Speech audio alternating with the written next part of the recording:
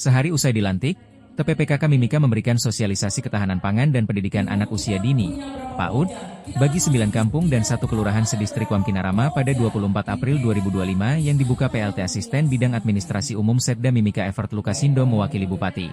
Disampaikan dalam kegiatan tersebut, terkait ketahanan pangan dapat meningkatkan kesadaran terkhusus bagi orang tua dan guru PAUD di sekolah, pentingnya menjaga ketahanan pangan, pola makan beragam, bergizi dan seimbang dan juga pemanfaatan pangan lokal dalam tujuan sehat, tangguh, secara fisik dan mental.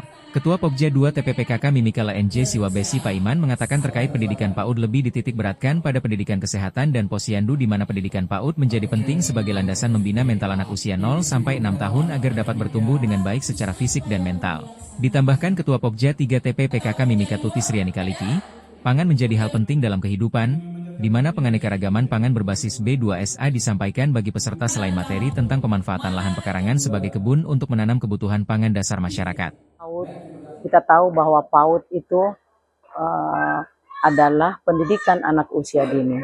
Sesuai dengan program pusat, program Bapak Gubernur Provinsi Papua Tengah dan Bapak Bupati dan Wakil Bupati Mimika lebih dititik beratkan kepada pendidikan, kesehatan, posyandu, dan lain sebagainya. Hari ini materi yang kami bawakan seputar pendidikan anak usia dini. Ini adalah penting karena dasar landasan yang pertama diterapkan adalah untuk membina mental anak-anak mulai dari usia sampai dengan usia 0 sampai dengan 6 tahun. Anak-anak ini perlu dibekali agar supaya mereka bisa bertumbuh dengan baik, baik dari sisi mental, dari sisi iman, dari sisi kecerdasan, dan lain sebagainya. Karena kita tahu bahwa di PAUD itu anak-anak diajar untuk bagaimana bisa nanti berkolaborasi dengan teman-temannya, bisa dia bermain sampai belajar, karena anak usia dini itu mereka adalah anak-anak yang energik, anak-anak yang pemikirannya masih sangat-sangat bersih, sehingga mereka harus ditanamkan dengan hal-hal yang baik, dimulai dari pendidikan anak usia dini, agar mereka nanti bisa mempersiapkan diri untuk nanti melangkah kepada pendidikan selanjutnya. Nah, itu harapan yang materi yang kami sampaikan, dan materi ini juga adalah program juga prioritas PKK Kabupaten Mimika Pokja 2, yaitu pendidikan, keterampilan, dan kehidupan berkoperasi.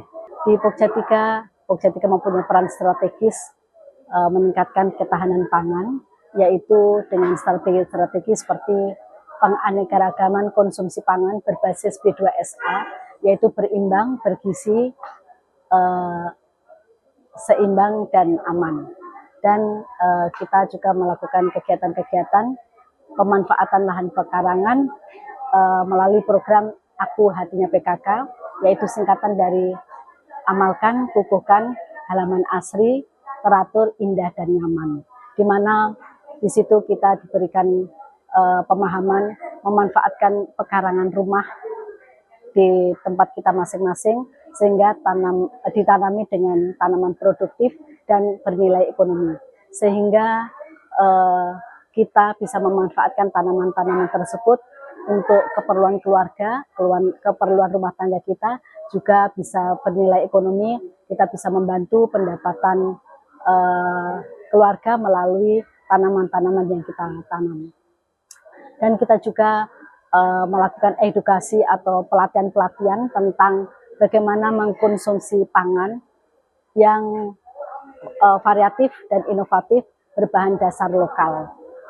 Itu materi-materi yang tadi kita sampaikan, sehingga makanan yang kita konsumsi itu lebih variatif, lebih mempunyai tampilan yang menarik, sehingga anak-anak yang tadinya tidak menyukai sayur-sayuran, tidak menyukai ikan atau telur, makanan-makanan yang mempunyai protein, tetapi dengan tampilan, dengan variasi makanan melalui pelatihan-pelatihan yang kita lakukan, mereka bisa menyukai makanan tersebut, bisa menikmati makanan tersebut, sehingga tumbuh kembang mereka juga menjadi lebih baik, dan itu salah satu usaha kita untuk mencegah stunting.